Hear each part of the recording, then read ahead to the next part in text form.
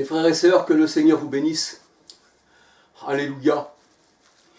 Qu'il vous bénisse abondamment. On a tous besoin de sa bénédiction. On a tous besoin du Seigneur dans notre vie. Alléluia. Et combien nous voyons que l'homme est faible. Pour ma part, je me considère pas comme quelqu'un de fort, mais de faible.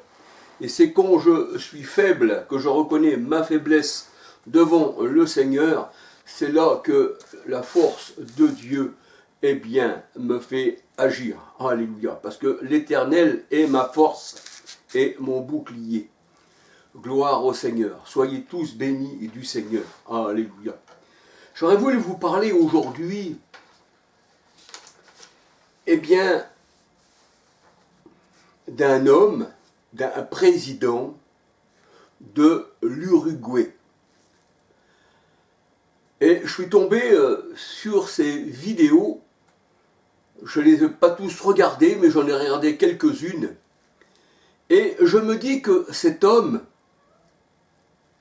qui a passé sa vie dans les prisons, qui a fait plus de 15 ans de prison, qui dormait à même la terre, qui par la suite a trouvé un matelas, on lui a donné un matelas, et pour lui c'était la plus grande des richesses.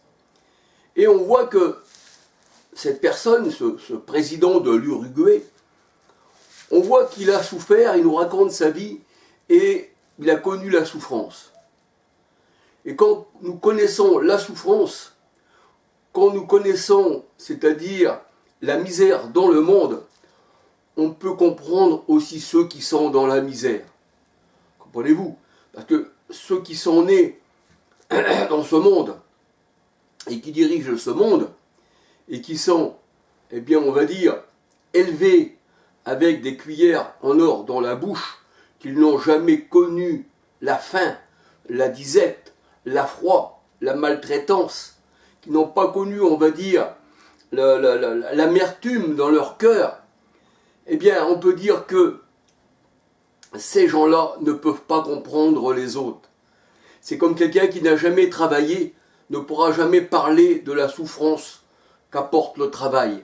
Des fois, le travail apporte la joie aussi, parce qu'il y a des travails qui fait que, eh bien, nous sommes fiers de travailler, mais il y a aussi des travails où on nous oblige à travailler comme la maison de servitude qui nous amène la souffrance.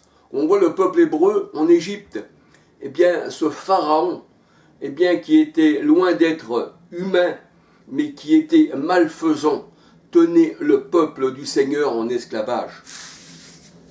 Et on voit que dans la parole de Dieu, dans 1 Samuel, qu'on voit que le peuple a rejeté l'Éternel pour un roi, on va dire, comme toutes les nations. Le Seigneur les avertit. Il dit, de la part, avec la bouche de Samuel, hein, bien sûr, il dira à Samuel, tu parleras ainsi à ce peuple. Et le Seigneur disait à Samuel, c'est moi qu'ils ont rejeté. Hein, c'est moi, hein, l'Éternel. En la faveur d'un roi, eh bien, on va dire, du monde. Et on voit que Saül plutôt, hein, Saül, le roi Saül, eh bien, il prenait le peuple, et c'est ce que dit la parole de Dieu dans 1 Samuel, eh bien, le Seigneur avertit, il dit, voici ce peuple, ce roi que vous avez choisi, pour vous le peuple, eh bien, il va dominer sur vous, il prendra vos enfants, il les emmènera à la guerre, il prendra le meilleur de votre blé, le meilleur de votre huile, tout ça, et ci et ça, et vous serez esclaves. Mais ça ne fait rien, disait le peuple, nous voulons un roi qui domine sur nous. Donc ça ne fait rien qu'on soit rendu esclave, mais on veut qu'il domine, on veut un roi comme toutes les nations. Car l'Éternel est notre roi, et il ne fait pas partie de ce monde, nous dit la parole de Dieu. Mais là, j'aurais voulu vous parler d'un homme. Je n'ai pas le regard sur un homme, non. Et malheur à l'homme qui se confie dans l'homme. Surtout un homme qui n'est pas né de nouveau. Alléluia. Bien qu'il soit président, eh bien, de l'Uruguay. Il n'est pas né de nouveau. C'est un homme du monde, mais qui a quand même souffert. Et qui la souffrance, eh bien, l'a appelé à méditer sur la souffrance des autres. Et il fait que cet homme eh bien, est devenu président de l'Uruguay. Et c'est d'après sa souffrance, d'après ce qu'il a souffert, qu'il a mijoté en prison dans sa conscience, et qu'il ensuite, par la suite, on a voté pour lui, et qu'il est devenu le président de l'Uruguay, et qu'ensuite il est resté, on va dire, comme presque un simple citoyen.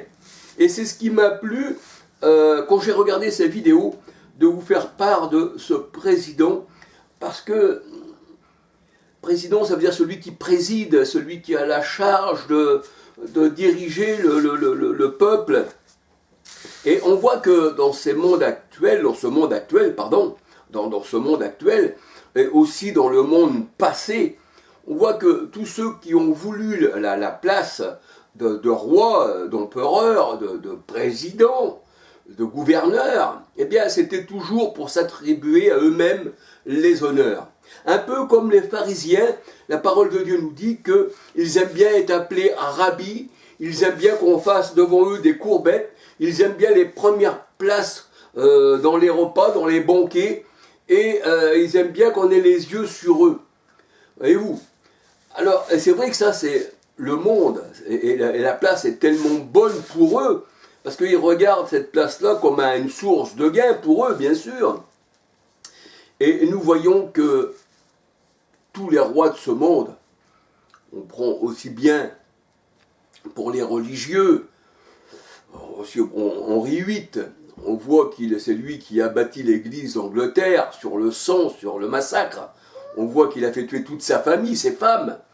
On voit que tous ceux qui dirigent aussi chez les religieux, chez les catholiques, les protestants, il y a eu les guerres de religion, les massacres, les inquisitions, il y a eu des bûchers, il y a eu des gens qui sont morts, torturés, roués de coups, hein, c'est pour ça qu'on dit rouer le cou, parce qu'on mettait les gens sur une roue en bois, et la roue on la faisait tourner et on tapait à coups de barre de fer jusqu'à mort sans suivre. C'est pour ça qu'on dit rouer de coups. Il y avait aussi la roue avec des pics où on mettait les gens dans le sens du dos, hein, sur les piquants attachés comme ça à la roue et on faisait tourner la roue.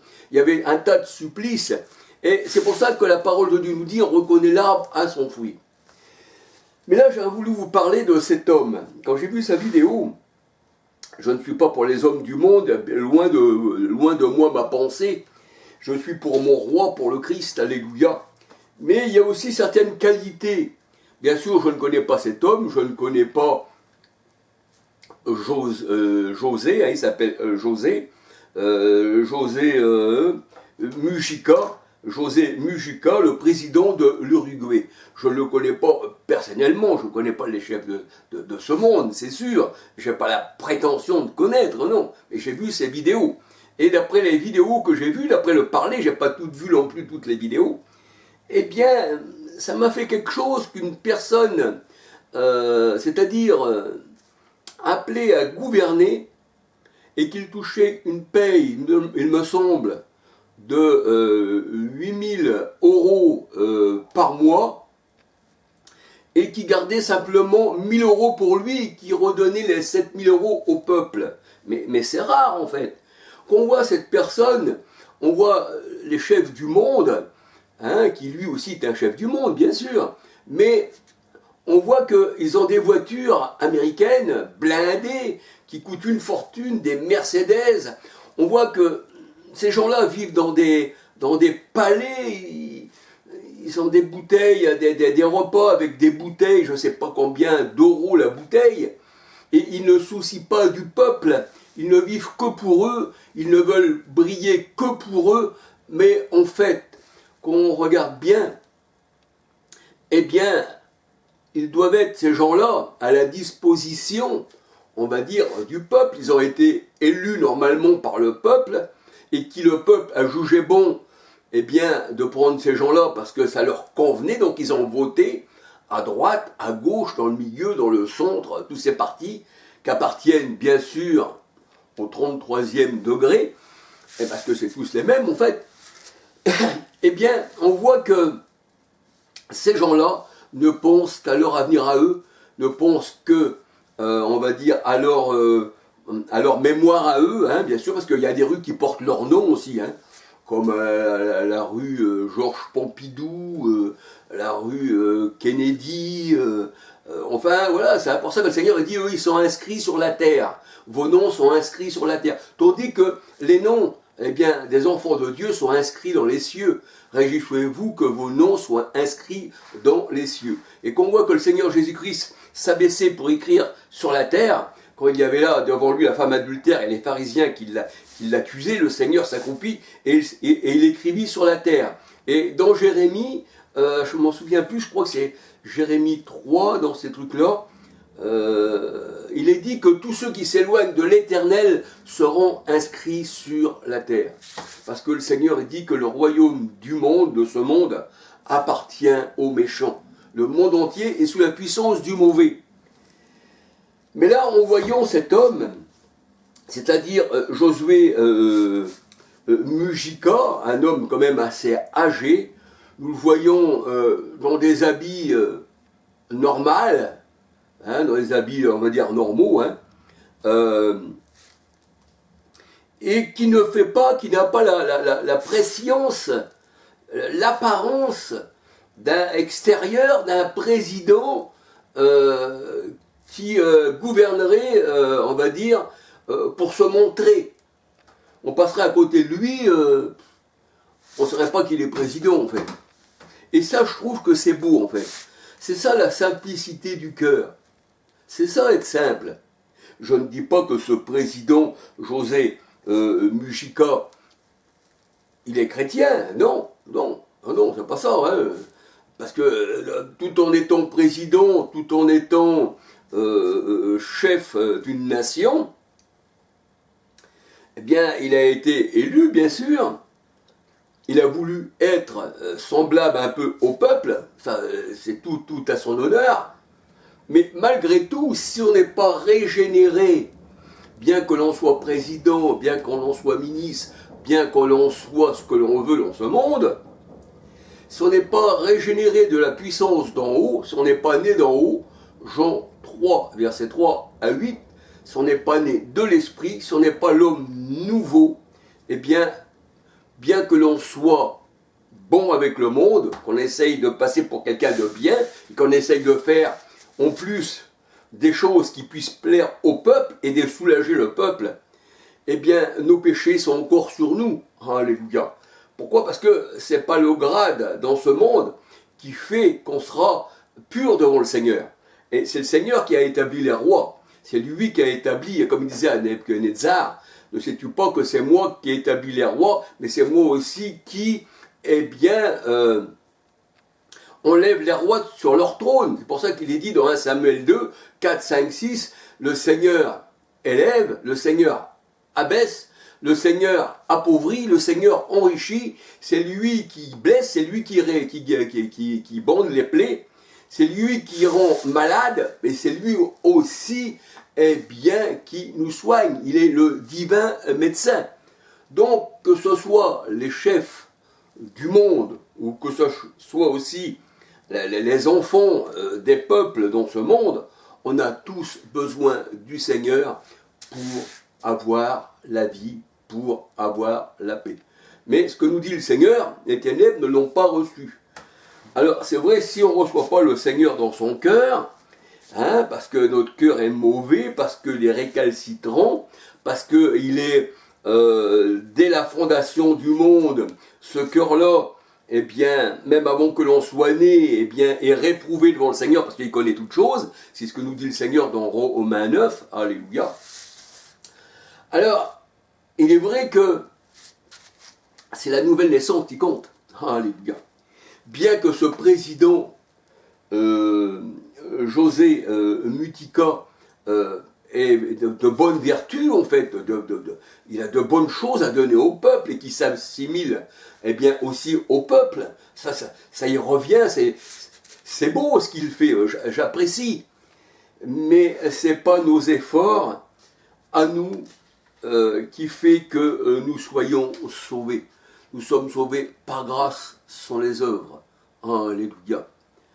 Eh oui, on est sauvé par grâce sont les œuvres. Et maintenant, puisque nous sommes sauvés par grâce sont les œuvres, eh bien, alors on fera des œuvres bonnes, comme la charité, comme aider son prochain, comme ci et ça et ça. Et on voit que, malgré tout, eh bien, ce président, Josué Mujica, le président de l'Uruguay, eh bien, il a de bonnes qualités en fait, mais c'est pas ça qui va le sauver.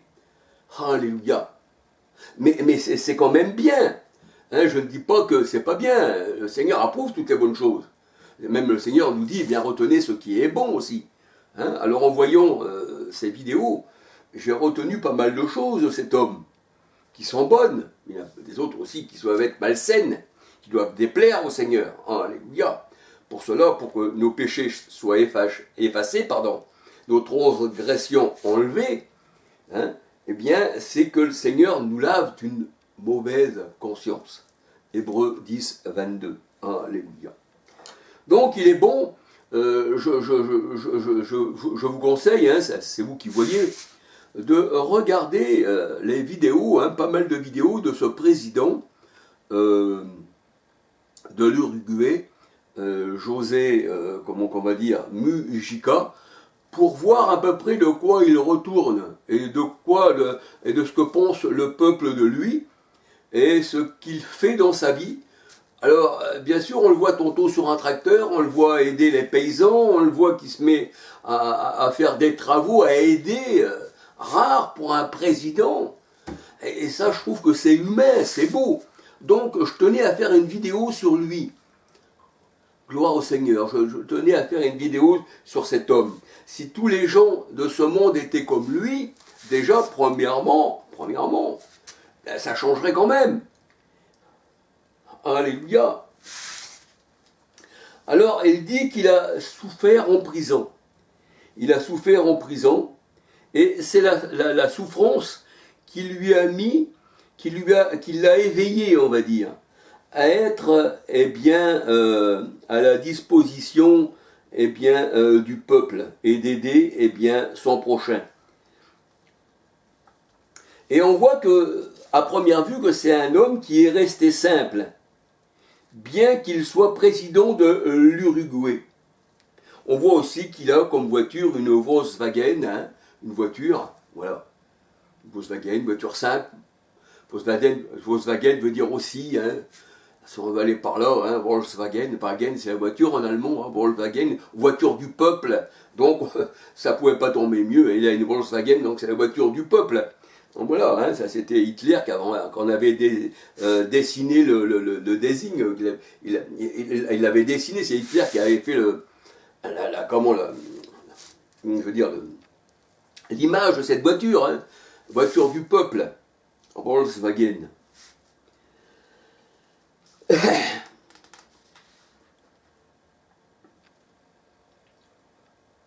Alors on voit qu'il touche, comme je vous dis, 8 000 € et il n'en garde que 1 000 pour lui. Et il dit qu'il a assez de 1 000 €, il a son nécessaire. Il dit qu'il se sent mieux dans une maison simple à la campagne que dans un château où il faut faire 200 mètres pour aller boire un thé. Et là, nous voyons qu'il n'a pas de domestique. Il a sa femme qui est là, c'est elle qui s'occupe de la maison. Et on pourrait ainsi méprendre, rentrer dans sa maison comme on rentre dans la maison d'un n'importe quel citoyen. Et je pense qu'un homme de ce rang, je pense, hein, je dis, hein, qu'on pourrait se présenter à sa porte.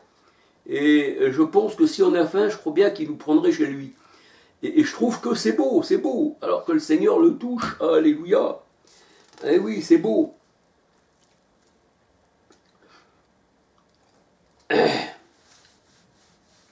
Alors c'est vrai qu'il ne porte pas des habits de noblesse. Et non, il ne porte pas d'habits de noblesse. Il porte on dirait plutôt un cultivateur, si on veut aller voir par là. Hein. Et oui, on dirait plutôt un cultivateur.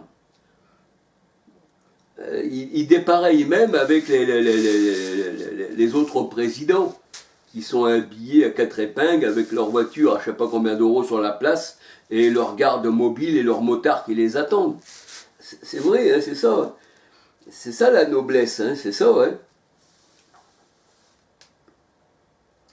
La noblesse, eh bien, elle a des beaux habits, comme le Seigneur nous dit dans sa parole, dans la parole de Dieu. Hein. Jean est venu, hein, il n'avait pas d'habits éclatants. Hein, il n'avait pas d'habits éclatants. Ceux qui ont des habits éclatants, la parole de Dieu nous dit, habitent dans des maisons de rois, hein, dans Matthieu 11, verset 8. Alléluia. Matthieu 11, verset 8. Jacques 2, verset 2, 3 à 6.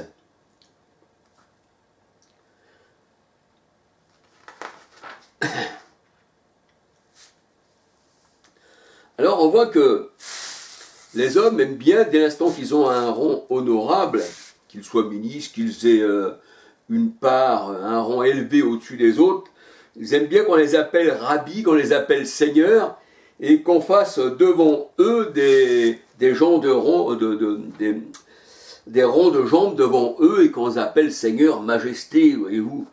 Et le Seigneur dit que celui qui appartient au Seigneur, le Seigneur dit, je suis venu comme un serviteur.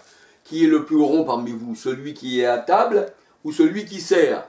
Mais le Seigneur dit, c'est celui qui sert qui est le plus grand. Alléluia, c'est celui qui sert qui est le plus grand. Et c'est pour ça aussi que le Seigneur dit qu'il y en a qui sont montés sur des chevaux, mais il y en a aussi, hein, eh bien, qui marchent à pied. Hein, donc ça veut dire qu'on a des rangs élevés aussi peut-être dans la société, mais il y en a qui marchent à pied et il y en a d'autres qui sont montés sur des chevaux. Alléluia. Alors le Seigneur disait qu'il ne fallait pas, eh bien,